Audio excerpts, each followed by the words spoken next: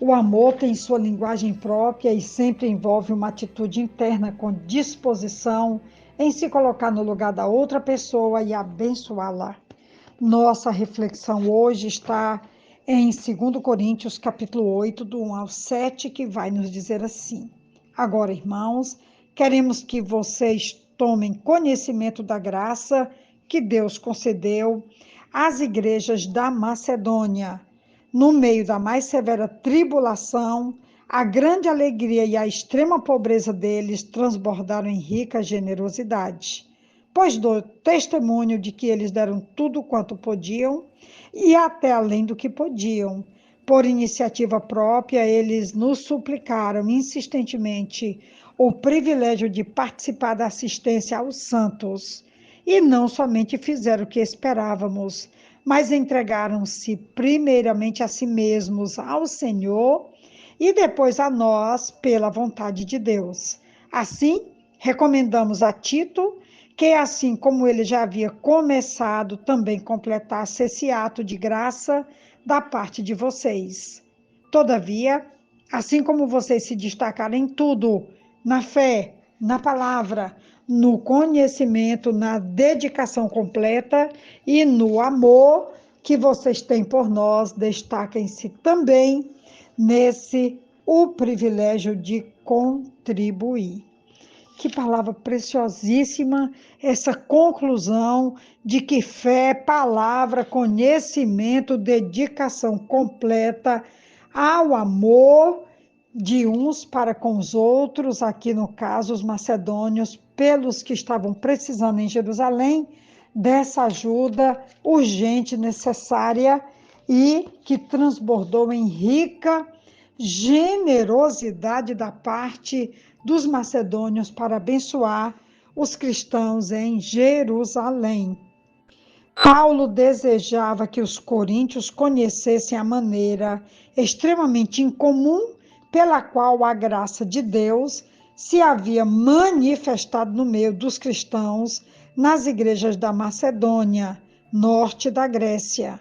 Algumas igrejas tinham sido organizadas em Filipos e Tessalônica, entre outras cidades.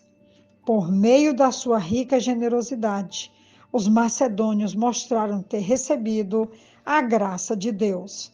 Os cristãos da Macedônia estavam passando por muita prova de tribulação. Em geral, as pessoas em uma situação como essa procuram guardar dinheiro para garantir sua estabilidade financeira no futuro. Isso acontece especialmente quando possuem recursos escassos, como era o caso dos macedônios. Na verdade, esses irmãos não tinham praticamente nenhum dinheiro. Ainda assim, sua alegria era tanta que, ao ficar sabendo das necessidades dos cristãos em Jerusalém, eles agiram de forma contrária a todas as expectativas e ofertaram com generosidade. Conseguiram conciliar a tribulação com a alegria e a pobreza com a rica generosidade que Paulo vai citar. A generosa disposição dos macedônios apresentava outras particularidades. Suas ofertas não foram dadas na medida de suas posses, mas acima delas. Além disso, eles se mostraram voluntários, ou seja, ofertaram espontaneamente, sem precisar ser pressionados, persuadidos ou induzidos. A questão era tão urgente que eles instaram Paulo a lhes dar o privilégio de participar da coleta que estava sendo levantada para a igreja de Jerusalém. Talvez o apóstolo tenha hesitado em receber a contribuição deles, pois sabia de sua pobreza. Ainda assim, eles não aceitaram o não de Paulo como resposta. Desejavam ter a liberdade de contribuir e abençoar os que estavam precisando. Paulo provavelmente esperava deles uma atitude semelhante à de quase todos os outros mortais.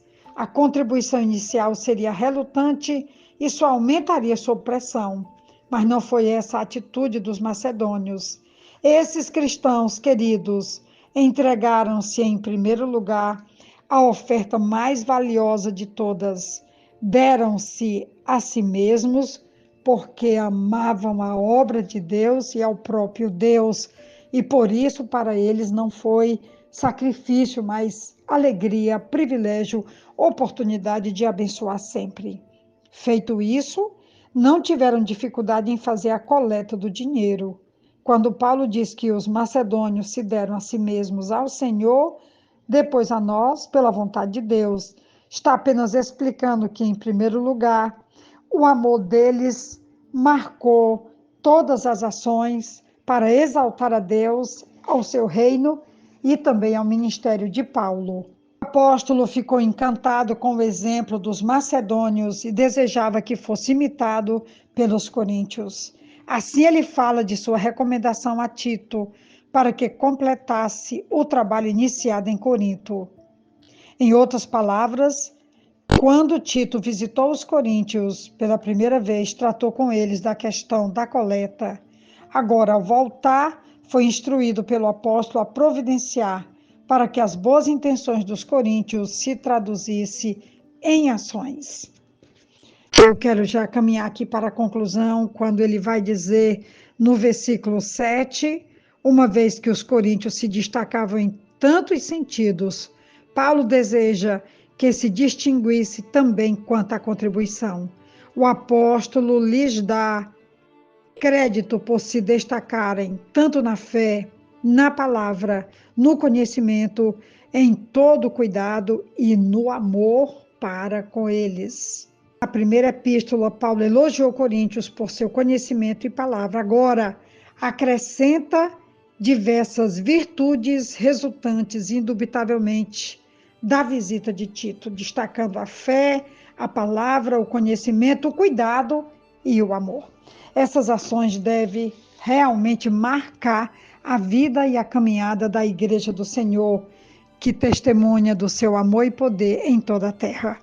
Hoje, um dia para praticarmos tudo isso e acrescentarmos o amor às pessoas que encontrarmos onde quer que formos. Um grande abraço da pastora Betinha, que Deus nos abençoe. Amém.